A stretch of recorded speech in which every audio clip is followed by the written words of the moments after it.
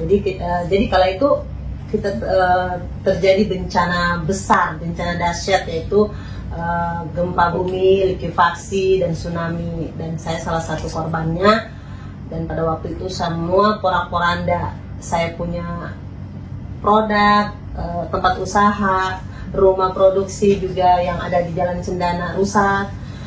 Disitulah hingga saya sudah tidak berusaha lagi. Di samping itu karena saya juga korban tsunami, luka-luka, dan butuh istirahat, pemulihan. Setelah itu ada beberapa bulan, kurang lebih hampir 1 tahun saya istirahat.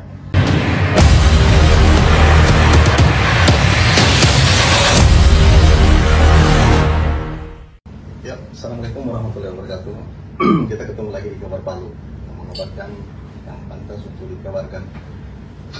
Hari ini kita agak istimewa untuk kali ini, berada di bulan September 2022, di mana beberapa tahun silam kita mengalami bencana, dan ini bukan ulang tahun sih, tapi kita mau kilas balik sedikit, tidak akan mengenang betapa pilunya bencana yang mengorbankan ribuan jiwa masyarakat Sulawesi Tengah, khususnya Kota Palu, Sigi, dan Donggala. Semua aspek kita lumpuh pada saat itu, kita porak-poranda. Kita tidak perlu lagi mengatakan bahwa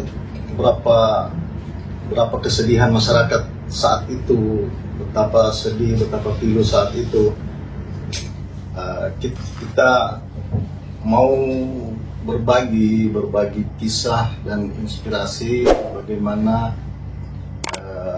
dari sisi ekonomi, meskipun kita sempat terpuruk, tapi Sulawesi Tengah itu termasuk masyarakatnya termasuk kuat dan cepat bangkit. Salah satunya adalah pelaku usaha kecil, pelaku UMKM yang paling terdampak saat itu, dan sedikit demi sedikit sudah mulai merangkak bangkit untuk kembali eksis sampai dengan saat ini. Nah, saat ini bersama kami, bersama Kabar Palu, ada salah satu pelaku usaha UMKM. Kita akan mengulik bagaimana kisah beliau, bagaimana jatuh bangun beliau pada saat bencana saat itu, bagaimana susahnya beliau kembali merintis, terus hingga dengan saat ini. Di depan kita ini sudah ada beberapa produk yang sampai dengan saat ini menandakan bahwa beliau saat ini sudah bangkit kembali, alhamdulillah. Dan ini bisa menjadi inspirasi teman-teman lain yang kita yakin banyak di luar sana itu pelaku usaha yang sama itu hampir tidak bisa bangkit kembali. Ada beberapa, tapi kami yakin mayoritas pelaku usaha Sulawesi Tengah dengan kondisi ekonomi sekarang, meskipun ditimpa musibah berkali-kali, bencana terus COVID, itu sudah mulai bangkit kembali. Ibu Nana, saya bisa sapa beliau. Assalamualaikum Ibu, gimana kabarnya? Waalaikumsalam warahmatullahi wabarakatuh. Ya. Alhamdulillah baik. Beliau ini Ibu Jerana ya nama aslinya. Beliau pemilik UMKM yang beliau berbrand Cendana. Sebentar kita tanya-tanya apa semua sih anunya. Bu, kita mau tanya sedikit gimana anunya kisah sekarang Ibu. Nanti kita flashback bagaimana Ibu berusaha sebelumnya. Sekarang Ibu menggeluti apa saja ini dalam usaha UMKM yang ada saat ini, yang dengan brand Cendananya ini. Ya, terima kasih. Kalau untuk saya punya usaha yaitu kuliner. Jadi karena saya hobi masak, jadi saya bikin panganan olahan, yaitu best seller yang ada di Kota Palu, yaitu bawang goreng Palu, aneka olahan sambal, aneka olahan pangan olahan yang menjadi ciri khas dari Kota Palu. Karena memang saya dari dulu suka masak, dan alhamdulillah saya bikin beberapa macam produk dan juga punya advertising. Jadi semua brandnya Cendana. Kalau untuk saat ini, alhamdulillah, karena saya kemarin terpuruk dan saya kembali bangkit, karena dengan jiwa saya yang besar, karena mungkin dari keturunan orang tua saya pengusaha, mungkin ke saya, dan saya tuh nggak bisa meninggalkan usaha itu.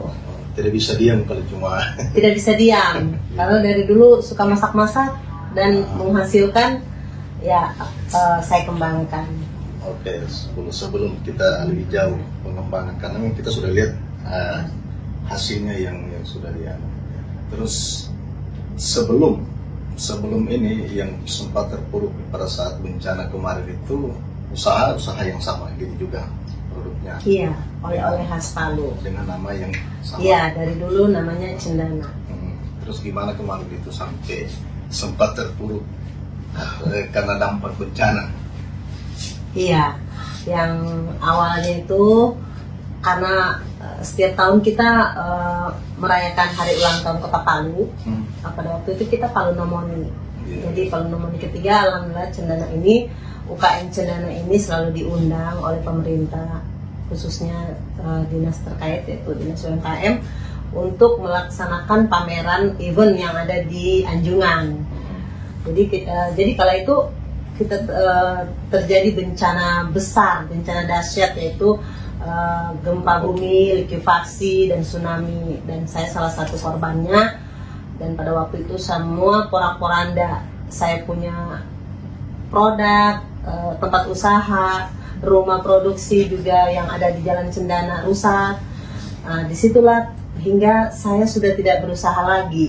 Di samping itu karena saya juga korban tsunami, luka-luka, dan butuh istirahat, pemulihan.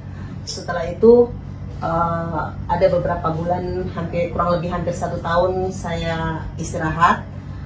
Dan begitu saya sudah kuat, karena saya harus melanjutkan kehidupan saya, dimana ini menurut saya itu kehidupan kedua, karena saya kemarin alhamdulillah selamat dari gelombang tsunami yang tadinya sudah diombang-ambing sama ombak hingga 3 kali.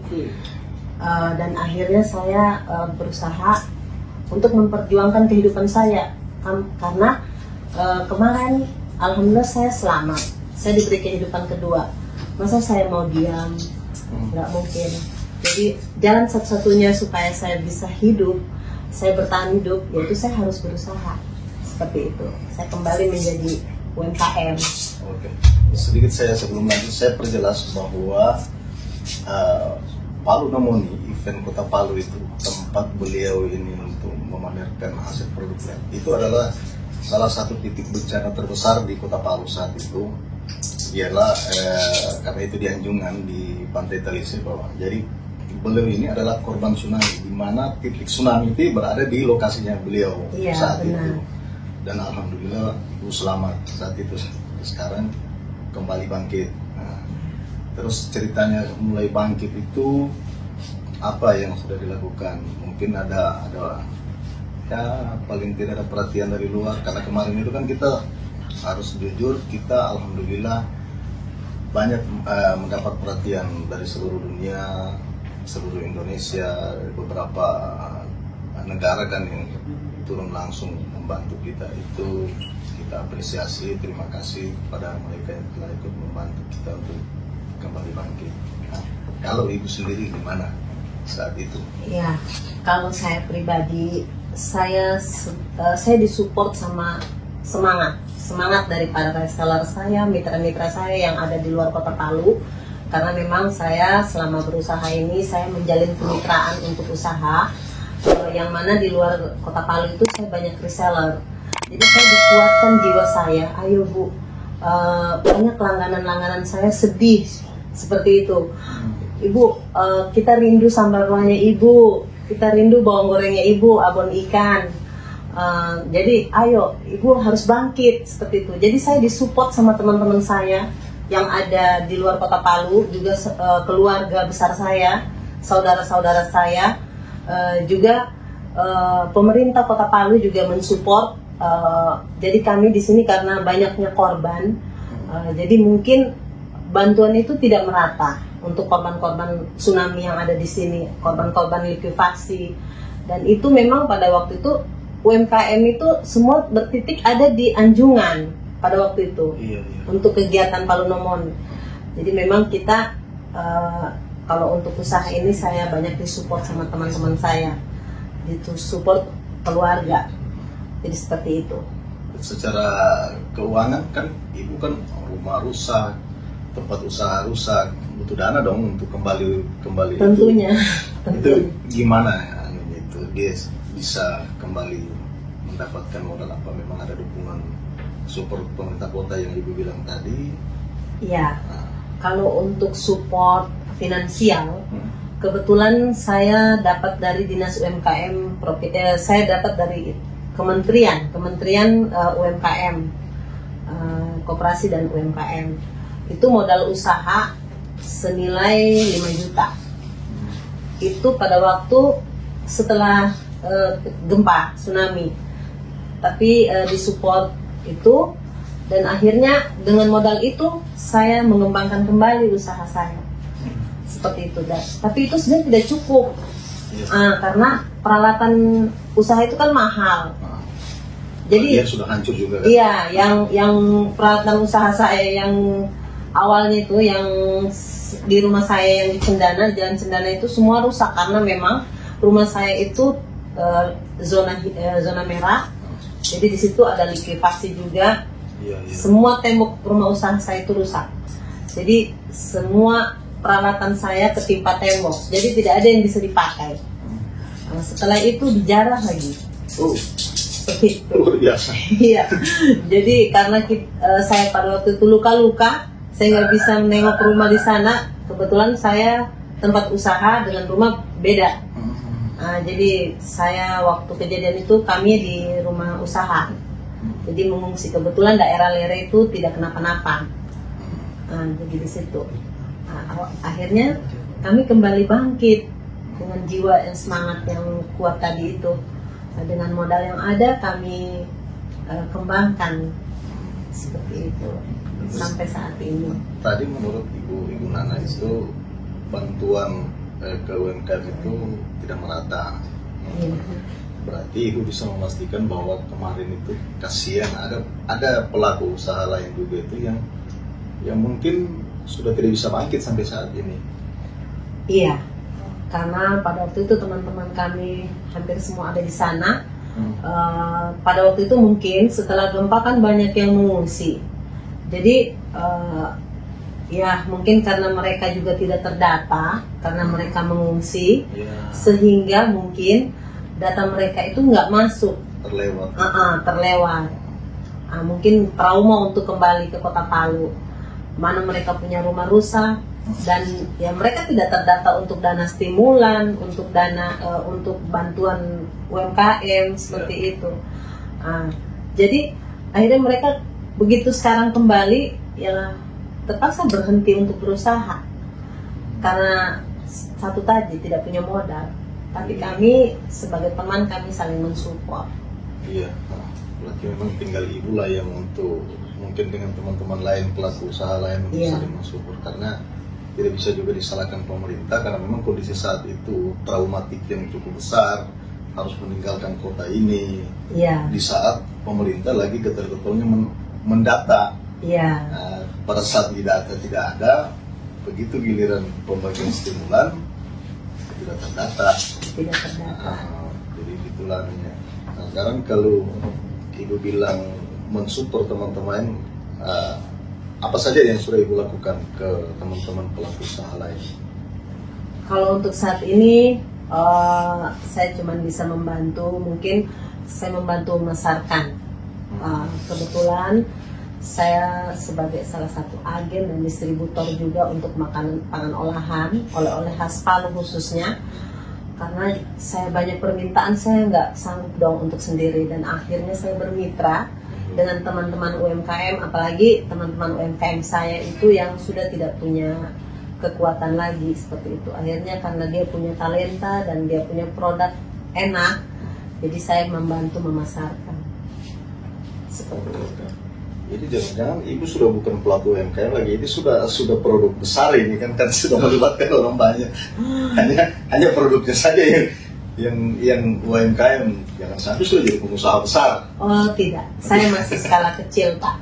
Saya masih skala kecil. Nah, terus iya ada juga saya dengar bahwa dalam bidang pemberdayaan itu juga saya dengar lagi kasih semacam kuliahan gitu itu. Oh, iya. Ini berdasarkan data yang kami terima. Iya, kemarin saya memang sebelum gempa tsunami sudah sering berbagi sama teman-teman. Jadi dalam bentuk karena saya bisa bikin abon, saya bisa bikin produk-produk yang bisa dijual lah. Saya meluangkan waktu untuk mengajar, tapi sebenarnya bukan mengajar sih, tapi cuman memberitahu seperti itu. Nah, jadi agar supaya teman-teman saya yang ada di luar sana mereka juga bisa seperti saya. Jadi saya berbagi resep, berbagi ilmu. Apalagi saya kemarin juga sempat dipanggil sama NGO, dipanggil sama Kak Iwan. Jadi seperti itu. Jadi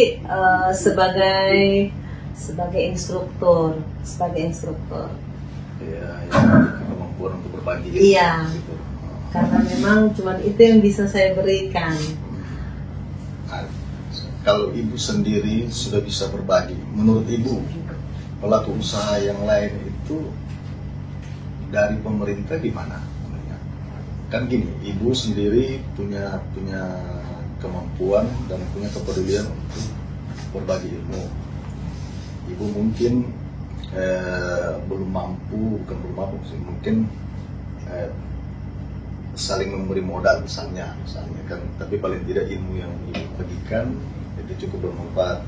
Kalau dari sisi pemerintah, menurut ibu, karena ibu pasti sudah bersatuan dengan pemerintah dengan ibu punya produk ini pasti bersatuan dengan pemerintah. Dengan pelaku usaha lain, itu perhatian pemerintah gimana menurut ibu ya? Kalau menurut saya, pemerintah itu supportnya bagus. Cuman itu tadi, karena mungkin satu data yang mungkin kurang lengkap. Persoalan data, pastinya persoalan data. Dan akhirnya mungkin teman-teman merasa yang dibantu cuma itu saja.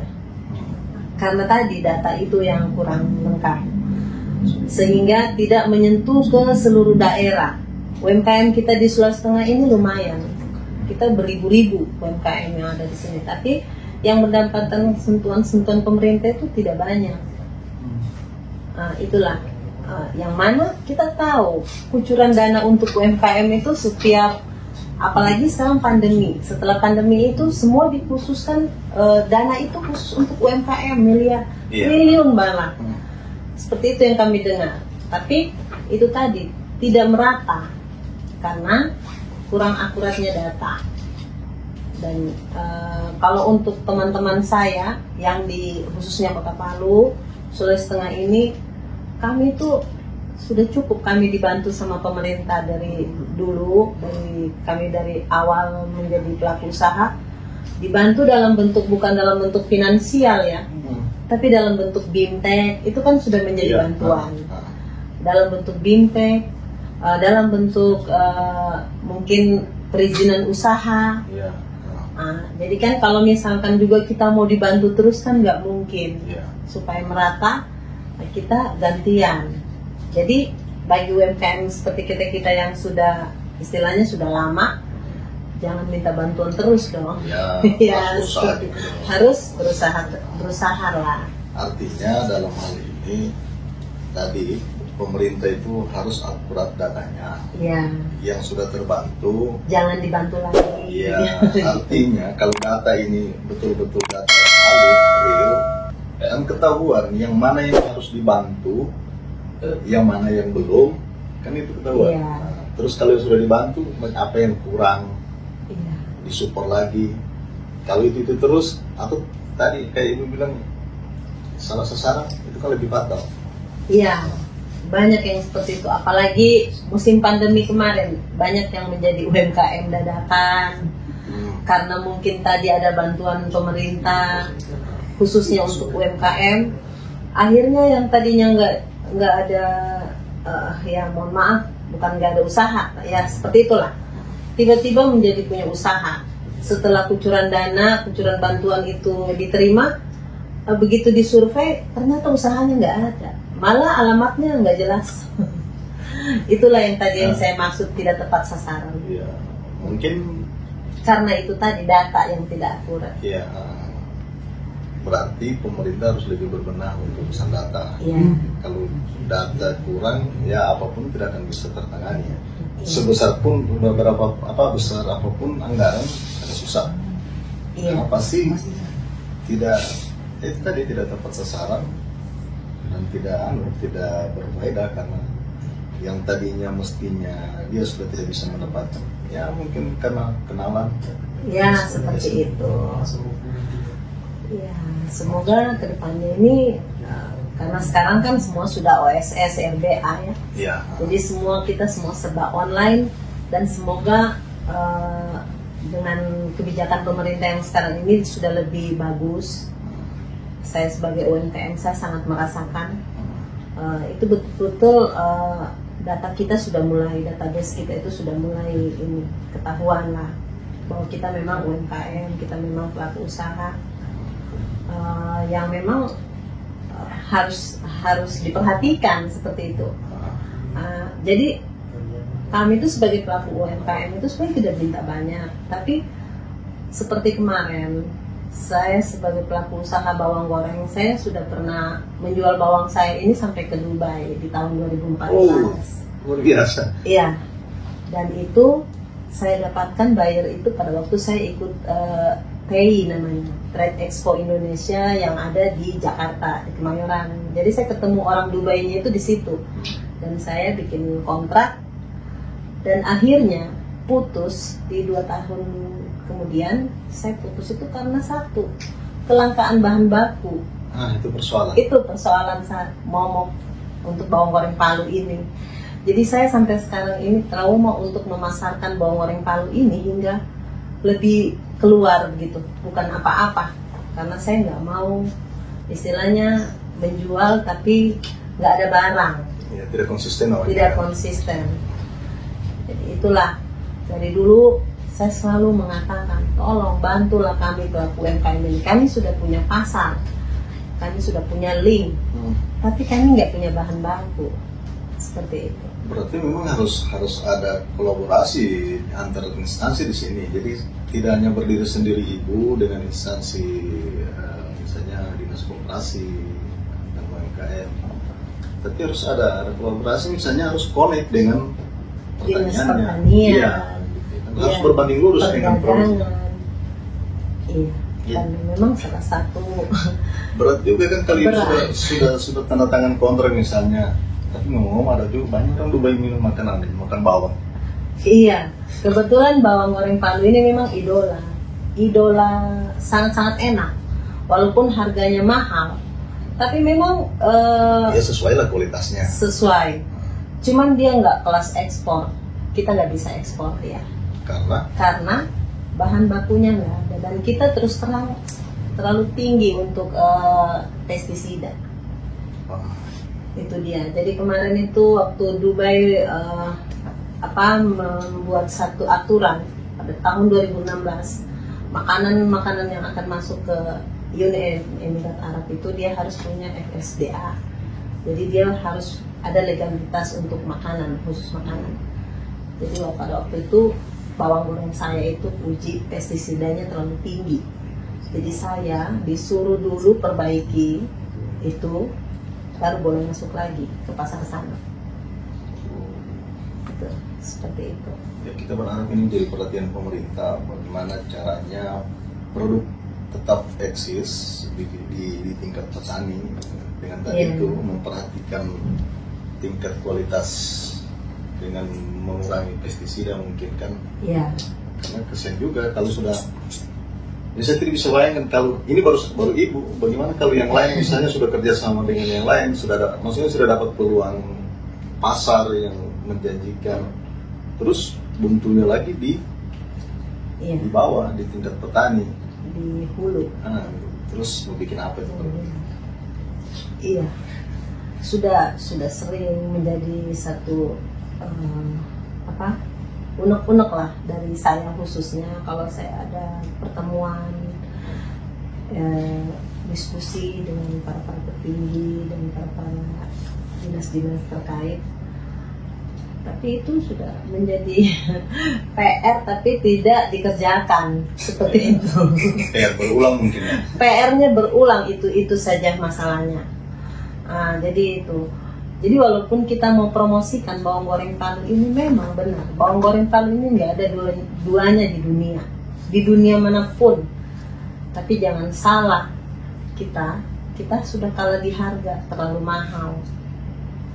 Mau bersaing dengan bawang goreng yang ada di luar sana, walaupun bawang goreng di luar sana dia tidak sekriuk dengan bawang goreng kita. Kita punya bawang goreng ini itu unggulan, itu kriuk sampai bertahan hingga hampir 1 tahun. Tapi dia nggak bisa masuk kelas untuk ekspor, sayangnya di situ. Karena kemarin juga kita pernah pameran di Intrade Malaysia, sampai di sana kita ditantang, bisa nggak kamu kirim 5 ton sebulan? Ya mungkin kita bulan ini bisa kirim, bulan depan belum tentu. Tidak bisa. Dan siapa yang mau mati konyol dengan mau kena sanksi kalau kita sudah MOU? Padahal kalau pemerintah turun tangan di situ, Iya. campur, lumayan loh pemasukan daerah kan? Iya, lumayan. Semua UMKM diberdayakan. Seperti itu. Terus dari sisi harga mahal itu pengaruhnya di mana? Dari bahan baku. Memang dari tingkat petani mahal memang. Seperti kalau dari unek-unek dari petani sih, saya suka nanya-nanya, karena memang bibitnya mahal, sudah gitu mungkin pupuk-pupuknya mahal. Jadi mereka juga mengeluh seperti itu. Jadi kalau bawang goreng Palu ini kan dia dalam menghasilkan 1 kilo itu bahan bakunya 4 kilo mentah. Kalau harga bahan bakunya sudah 40.000 per kilo, otomatis dong kita jualnya di atas 200.000 per kilo. Kalau mungkin untuk oleh-oleh sekedar makan-makan, ya itu mungkin. Tapi kalau setiap hari juga orang mau beli itu kan berasa. Iya. Mendingan beli emas 0, sekian gram seperti itu. Berarti problem berantai problemnya ya, harus ada memang turut campur pemerintah untuk bagaimana di tingkat petani sudah harus bisa ditekan harganya. Coba ya paling kalau pemerintah disasar paling ngomongnya ya, harus disubsidi. Iya. Cuma itu kalau kita mampu enggak gitu. Itulah beberapa problem yang memang kita harus, ya kita berharap ke depan bisa tertangani, pemerintah bisa mencari metode lain untuk bisa, karena biar bagaimanapun ini ciri khas kita. Ini bukan persoalan misalnya siapa mau jual, siapa mau tidak jual, siapa mau suka tidak suka, tapi kan ini brand kita. Macam Ibu bilang kan kita punya yang paling terbaik terbaik. Nah sekarang ini kan pemerintah lagi menggadang-gadang IKN. Itu gimana ke depan itu menghadapi persoalan itu, meskipun saya sendiri juga belum yakin IKN kapan. Tapi kan paling tidak pelaku usaha biasanya sudah berpikir mau kemana dia ini. Ya mau tidak mau, entah itu jadi entah kapan, ya kita sebagai pelaku usaha kota penyangga ya harus siap. Karena memang IKN itu satu ibu kota negara yang tentunya di situ semua akan menjadi pusat ya, menjadi pusat. Jadi kami berharap kalau memang kami ini terdekat dengan ibu kota, Sulawesi ini terdekat sama Kalimantan, otomatis untuk kebutuhan pangan, kebutuhan apa itu semua dari sini, hampir semua dari kota yang terdekat. Jadi kita sebagai pelaku UMKM harus siap dan pemerintah harus mensupport seperti itu. Jadi terutama kebutuhan makan. Iya. Ya, makanan itu tidak pernah mati ya, kuliner, bisnis kuliner itu tidak pernah mati. Meskipun diterpa bencana, ya, tetap hidup. Diterpa bencana, COVID, justru COVID, alhamdulillah aneka sambal cendana putih itu malah omsetnya naik. Naik ya. Berkah mungkin. Berkah. Alhamdulillah. Terus di sini saya lihat ini kita masih bicara soal gimana kemarin momentum bencana yang mungkin bisa jadi berkah bagi ibu. Saya lihat sini ada 2 buku. Ini apa arti 2 buku ini buat ibu? Ini pertama, merawat duka, menyemai cinta. Catatan relawan bencana Palu. Yang maksud relawan ini ibu? Bukan, itu ibu dokter ini yang menulis. Terus ini semua di luar nalar, 7 kisah inspiratif melawan amarah gempa dan tsunami di Palu, oleh Dr. Lukman Estahir. Ibu, catatan ibu ada di sini? Iya, itu waktu beberapa hari setelah gempa, beberapa bulan sih, bukan beberapa hari. Nah itu kalau yang satu ini, yang di luar nalar itu punya Bapak Dr. Lukman, itu salah satu dosen akademisi. Akademisi. Jadi dia mengangkat cerita saya karena kebetulan waktu saya salah satu korban tsunami yang selamat, ya mungkin dia mendengar kisah saya, akhirnya beliau datang untuk wawancara tempat saya. Dan akhirnya saya juga tidak tahu kalau itu mau dibutuhkan seperti itu. Nanti tiba-tiba datang dengan buku. Ini buku yang kemarin saya tanya-tanya ibu, sudah dibukukan. Berarti sebagian kisah ibu, bagaimana ibu diterpa tsunami secara fisik dan diterpa gelombang ekonomi yang porak-poranda, semua ada di sini. Ada. Itu cuma kisah waktu tsunami saja. Tsunami. Ya. Secara ekonomi tidak diangkat di sini. Secara ekonomi tidak. Cuman yang di situ cuma diangkat ya semuanya. Pada waktu itu kita lagi ikut Palu No Money, semua porak-poranda, semua produk kita habis, semua usaha kita ya ada sih yang disinggung di situ. Oke, kita tidak akan bicara masalah tsunami karena ngeri. Kita semua di sini mengalami. Sedikit lagi hut.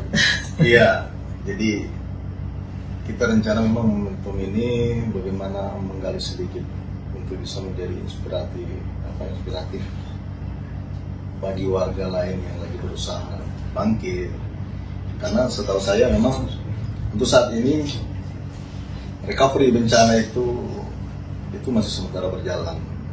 Saudara-saudara kita masih ada di Mentara juga lain. Tapi ya yakinlah, mudah-mudahan dengan giatnya pemerintah kita bisa kembali bangkit. Oke, sebelum mengakhiri nanti ini salah satu produk olahan cendana kacang disco. Yang saya tahu disco ini disco. Saya tidak tahu bagaimana diskonya kan. Tidak tahu diskonya bagaimana, yang pasti kayaknya enak ini. Ini mungkin publik Kabar Palu bagi yang membutuhkan silakan ke ibu di Jalan Cendana. Jalan Bantilan, Pak. Oh, Jalan Bantilan. Itu rumah dulu, brandnya Cendana. Karena usaha lama sebelum bencana. Terus di sini ada sambal roa. Itu sambal ebi. Sambal ebi. Lamale kalau orang Kaili bilang. Iya, alias udang. Nah, itu sambal roa. Sambal roa. Yang sekarang menjadi best sellernya Cendana. Dan jadi andalan Sulawesi Tengah sebenarnya. Iya. Ibu pernah saya siksa ke Jepang sama-sama tim bencana itu. Karena tidak ada sambal. Rupanya ibu-ibu yang ikut itu dari PUPR itu mungkin sudah paham situasi sana. Mereka bawa ini. Enaklah mereka, saya yang siksa makan di sana. Laris tentunya. Iya. Kalau itu duo. Oh, sambal duo, penja. Iya, itu juga kita punya andalan itu di Kota Palu. Apalagi kalau dengan tekelo kan. Iya, Tekelo. narasa. Nah, terus ini satu, ini yang Nah, itu produk best seller. yang harus jadi perhatian pemerintah, bagaimana ketersediaan bahan baku yang berkualitas. tidak asal jadi bahan bakunya. Terus, dan kalau bisa mengurangi pestisida. Kalau bisa lagi harga bisa Ya, kalau dia harga kalau bisa ditekan. bagaimana caranya ya, mungkin dari hulunya ke hilirnya itu harga itu yang penting, sehingga kita bisa seperti harga bawang yang ada di luar gitu, seperti di Jawa.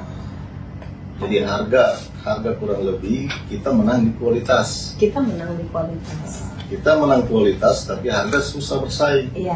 Kita kalah. Cuman sekedar jadi oleh-oleh, dan paling teman-teman yang ada di luar suka sekali dong minta bawang goreng.